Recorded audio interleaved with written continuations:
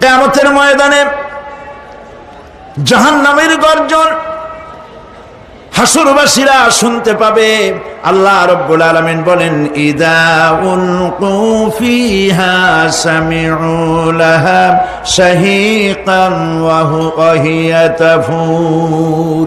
যখন জাহান্নাম গর্জন করতে থাকবে, জাহান্নামের প্রচন্ড গর্জন, তাকাদু তামাইয়াজু মিনাল গায়দ, মনে হবে যেন জাহান্নাম গোসায় ফেটে পড়তে চাইছে।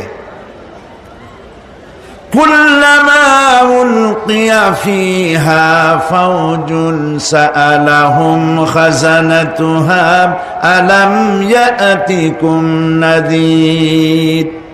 যখন কোন দলকে জাহান্নামের কাছে নিয়ে যাওয়া হবে, জাহান্নামের দ্বার রক্ষী বলবে, কেন জাহান্নামে আসলি? এই কঠিন জাহান্নামের পরিণতি সম্পর্কে কেউ কি তোমাদেরকে কিছুই শোনায় নাই? কোন সতর্ককারী কি তোমাদের কাছে আসে নাই?